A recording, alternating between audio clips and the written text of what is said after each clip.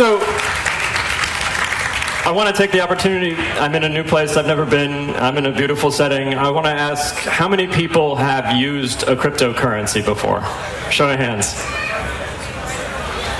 It's pretty good. That's not bad. It's not easy to use, even though this tech's been around for 10 years. That's one of the problems that it definitely has. I'm trained as a lawyer, and I come from Washington, D.C. I work for an organization called Coin Center, and we've got a pretty simple mission, is to take this complicated technology that's difficult to understand and explain it to policymakers in Washington, D.C. So if there's somebody in Congress in Washington, D.C., or in a regulatory agency that has a question, and they say, like, what is Bitcoin? They can't call up Bitcoin, just like they can't call up the internet, because there's no one person that can speak for it, like the CEO of a company.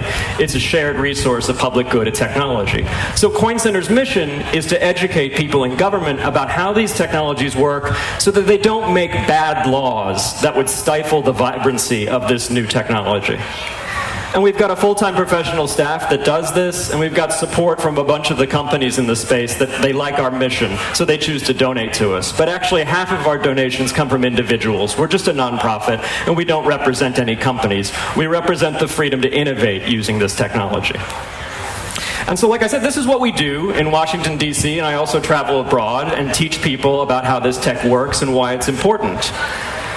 And a big part of that is testifying before government bodies, whether it's members of the EU Parliament or whether it's members of Congress. This is me in front of the Senate explaining why Bitcoin is not just used for money laundering and crime. But one problem that we always have when we're explaining the technology to folks in government is we don't have something fun to show them. I always joke that the drone lobbyists and the electric car lobbyists have it super easy, because they can show up in a Tesla and take a member of Congress for a ride, and it's fun and it's sexy.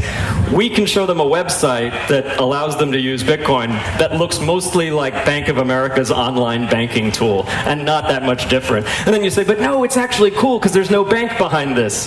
But it's still not very provocative. So what we wanted to do in a recent briefing before Congress was actually give them something physical that they could look at and play with, because it's inevitably going to be a bit more provocative. It still wasn't a Tesla, but I think it actually got our point across.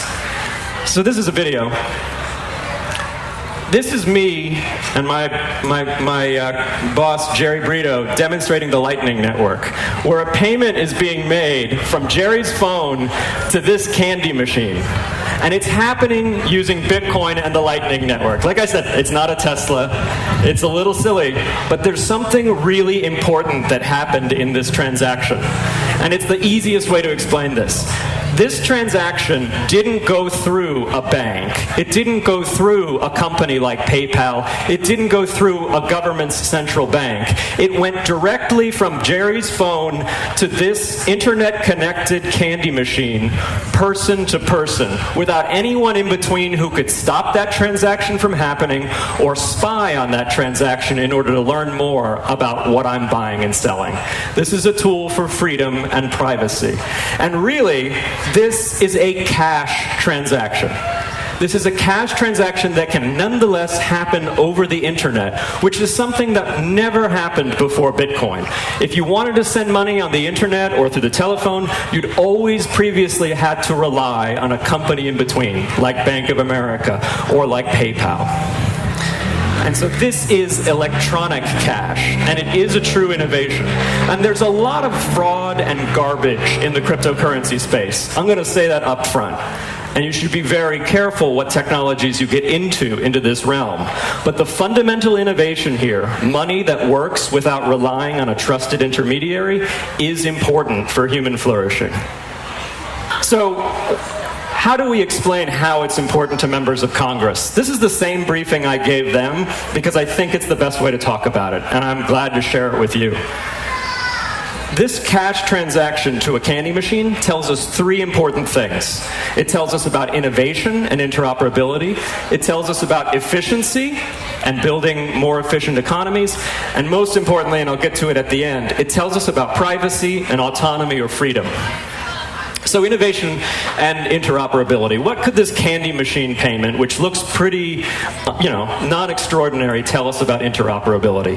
Well, the story here with Bitcoin is the same story as the internet. So before the internet, we had a handful of gatekeepers that controlled what information you could spread publicly. And they also controlled how you could share that information. So if you wanted to, say, use the television airwaves, you'd have to get the permission of the broadcaster, and then you'd be able to use the airwaves, but only to send the kind of information they like, television programs. As Marshall McLuhan said, the medium is also the message. You can't send an interactive website through the television, so the television is forcing you into a one-way type of communication.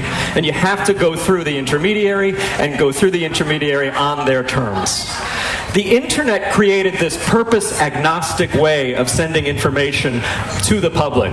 If you can code it, you can send it. Doesn't matter if it's content that somebody doesn't like, and it doesn't matter if it's content in a format that is alien.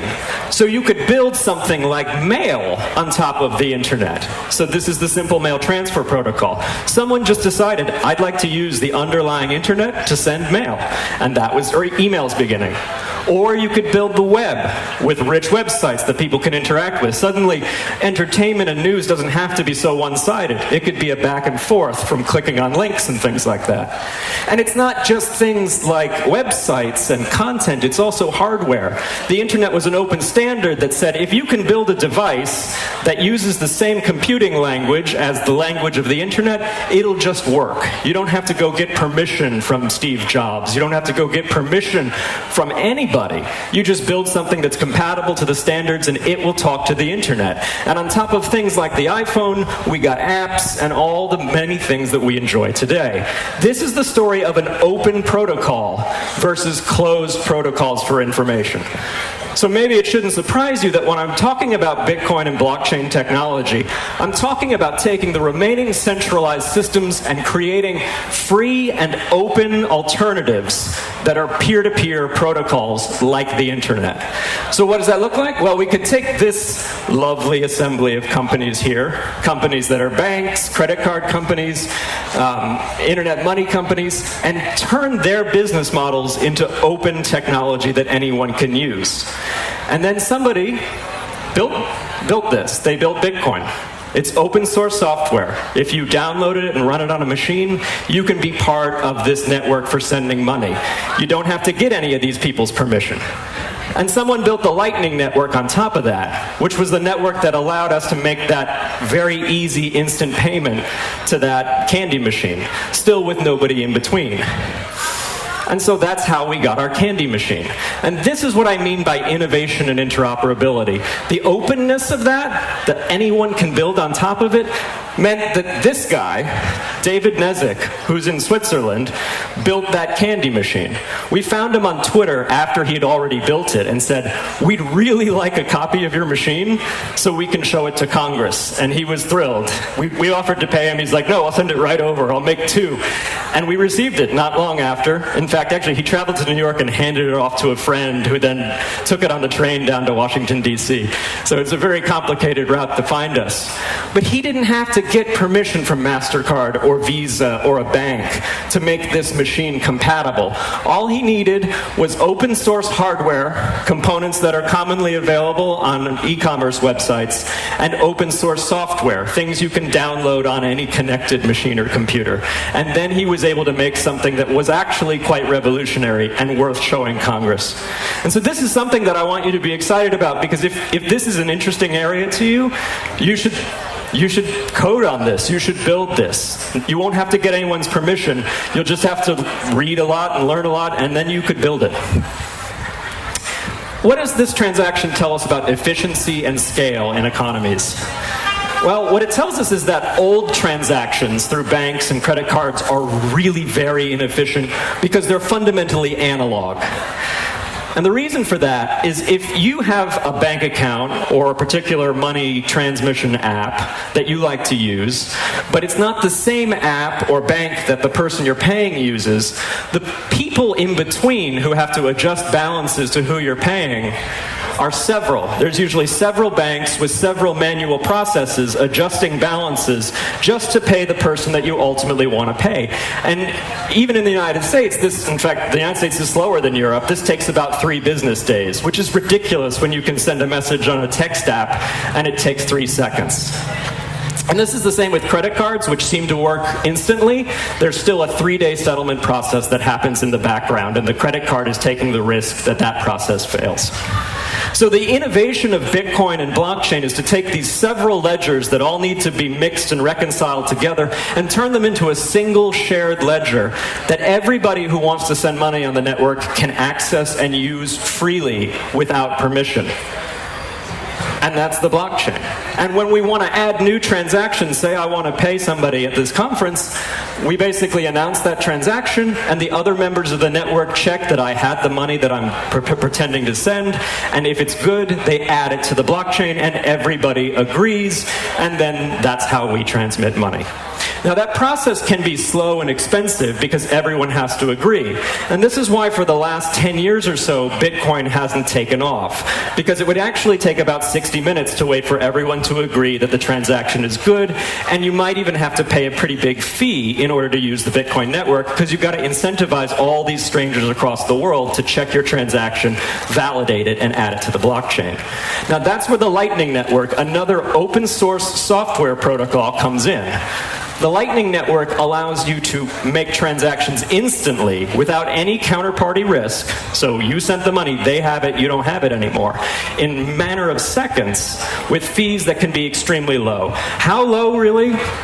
So these transactions we made to the candy machine, each individual transaction paying the QR code, that was the fee per payment. 0.00036 cents per payment. That's incredibly small. So for scale, a credit card authorization is usually a flat fee of 5 cents per transaction in the US. And if you're sending a small transaction that's only dollars, that's a huge fee already. This transaction fee is nothing. It's so small it's hard to even visualize. So I made this pie chart. The little red sliver there of Abraham Lincoln's head is the fee. And this is 1/250th of a penny. So in other words, you could pay the candy machine 250 times and still only pay 1 cent in transaction fees. And this also means that you could have a 1 cent transaction fee for 250 transactions from here in Kosovo to Singapore, to the US, to Hong Kong, to wherever. This is radically more efficient than existing systems that often take a huge chunk out of your money when you ask them to send it overseas. So there are other ways to do fast and low-fee payments. This isn't the only solution. Remember I said that the traditional banking system is only inefficient when you're trying to pay somebody who doesn't have the same bank as you. Well, there are parts of the world, I'm picking on Shanghai here, where just about everybody has WeChat, which has a payment tool, and just about everybody on their smartphones has Alipay, which is another payment tool. And that means that anyone in this overlapping section of Shanghai, which is a huge number of people, can pay each other with almost no cost and no fees, because it's just one person's company adjusting numbers between two customers. And so sure, you can build fast and efficient payment systems if everyone uses the same company's service. But this is where privacy and autonomy concerns come in, because what are the hidden costs of this? Well, we're seeing it in China right now. If you visit China today, you will often be asked to pay using WeChat or Alipay. They'll show you this QR code and tell you to use your app on your phone to pay for lunch. Or here's where you can buy coconuts using WeChat Pay. Or here's actually a street musician. This is not a protest by default because this is China. This is a street musician who's accepting donations for his performance using WeChat. This is a bike you can rent using Alipay. This is someone paying for medical services using WeChat. This is a library that's automatic where you can check out books and pay for the book using WeChat or Alipay. And this is great. These are super fast, lightning fast transactions like our candy machine. But the problem is Alipay knows where you are, what you read, and if you are sick, and so much more about you. And what that means is that so does the Chinese government. And this is not me being conspiratorial. Alipay and WeChat have been very transparent that they share every scrap of data they collect about their users with the Chinese government. And the Chinese government has been very clear what they want to do with this information. They want to use it to rate every single citizen in their country, basically in order to create greater harmony, to create greater order within society. And there's no way to opt out. If you want to use these apps to pay, your data is going to feed into a number that the Chinese government develops about you. And there's some really stunning quotes. This is from a technologist at Alipay that says basically, if you're going to play video games 10 hours a day, you're probably going to have a lower score than a mother that's buying diapers. That's a value judgment, I guess, but it makes me a little concerned. And this, lower scores have very real consequences. If your score gets too low, it means you won't be able to travel on high-speed trains or on planes or get access to high-speed internet. And so this is very serious because it's a world where your account could be locked, your Alipay and WeChat Pay, and then you'd never be able to transact anymore. You're basically cut off from economic life. You'd have to use cash, like paper money, to transact. But this is also a problem because physical cash is also disappearing from the economy. In several countries, there's almost no cash left in circulation. There are people who have been born in Scandinavia, for example, that don't know what the paper money of their country looks like because they always pay using their phone. And that's going to happen everywhere. And so what my point is that reliance on private intermediaries to punish with payment censorship is not compatible with the rule of law. It's too much power for government to have over you, and it's going to be wielded in too arbitrary a way. Law says that there should be a law before there is a punishment. And the fact of the matter is people are punished all the time by being removed from payments platforms, even though they've never been told that they violated any law. The most notable example of this was WikiLeaks, which Trevor just talked about. Back during the Cablegate leaks, they stopped being able to process credit card donations. And the reason for that wasn't that the US passed a law that said, we can't have you, MasterCard and Visa, processing these donations anymore. There was no law ever passed. In all likelihood, what happened was somebody in the US government went to their friends at Visa and MasterCard and in a dark room said, hey, if you're a patriot, you won't process these donations to WikiLeaks anymore. And they didn't. And the only way that WikiLeaks kept getting funded during the time when Chelsea Manning was leaking the Cablegate memos was using Bitcoin donations. Even though they were slow back then, before the Lightning Network, it was still a way for them to operate. And even if you believe that government is good, the idea that they should have this much visibility into your transactions and power over your transactions should alarm you. Because even governments will make mistakes when using that information. So this woman is in Shanghai, and she's being publicly shamed for jaywalking because cameras on the streets found her picture on the side of a bus. She was posing for an advertisement, and the bus kept crossing the crosswalk when the don't walk signal was on. So the camera flagged her as a jaywalker. What if an arbitrary error like that meant that your social credit score decreased and you couldn't get on a plane anymore? That's a disaster, even if you believe that the government is not trying purposefully to hurt you. And it gets worse. This feature was recently announced in the WeChat app. Effectively, you could install this additional plugin on WeChat, and it would show you a map. And on the map, it would show you people nearby who owed money, people who were deadbeats. I don't know what I'm supposed to do with that information. I'm rather alarmed that the government or the app feel the need to share it with me. This is surveillance, and this is actually pressuring people to surveil each other. And so only digital cash systems like Bitcoin and Ethereum and other open permissionless blockchains can provide an alternative payment mechanism, like we paid the candy machine, that can't be taken away by the most corrupt government or unscrupulous corporation. And so that's why when I explain these things to Congress, I want them to understand that if they value free and open societies, if they value liberty and democracy, they should love Bitcoin, not fear it. And they should all get involved with the technology and celebrate its openness and its vibrancy. So if this has been interesting to you, we've released reports on these subjects about what's happened with payments in China and why open alternatives are essential. And I urge you to find them. We've got some links. You can find me afterwards. And if you have questions, I'll be around for the whole conference. And you can also find these slides at this address. Thank you so much. Thank you, Peter. I finally get it. But I was always like, yeah, sure, cryptocurrency, yeah, Bitcoin, yeah, I finally get it. But no, I must tell you, you know, on this side of an iron curtain, how to say, we still have a kind of a Robin Hoodish attitude to copyright. So, you know, like these examples of like buying books and movies by WeChat are not as impressive to us like to American congressmen. Mm-hmm. We have maybe 2 minutes for your questions. Any questions? Yes, please. So what advice would you give to someone who just wants to start using cryptocurrencies, be it for like trade, selling stuff, or like basically for a beginner? What advice would you give? So for a beginner that's interested in the technology, I'd say dig into the research that you can do.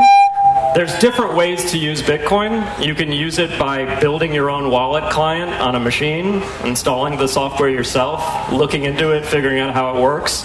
And that's probably the best thing to do right now. Because I don't mean to suggest that this stuff is totally ready to replace all of our financial system today. It's just our best hope for replacing it in the long run. So I don't recommend anyone goes out and buys a whole bunch of Bitcoin. I don't recommend you buy any specific cryptocurrency. But try installing a wallet. See if you find anybody on the internet who will send you some money. You'll usually find a lot of generous people who are excited that you're excited about cryptocurrency. And then you'll get a sense of what it's like to receive a cryptocurrency payment. And it won't be a lot of money, like you won't have risked your life savings or anything like that. It's actually a lot of fun. It sounds super dorky and weird, but I fell in love with the technology, and I feel so lucky that I get to do this instead of work at a boring law firm all day. It's the best job ever. Peter stays here with us. 10 minutes after 7, we're starting barbecue and answer sessions here behind. We're in a sort of relaxed and informal atmosphere. You will have opportunity to talk more to our speakers. Thank you very much, Peter, again. Thank you so much. Thanks, everyone.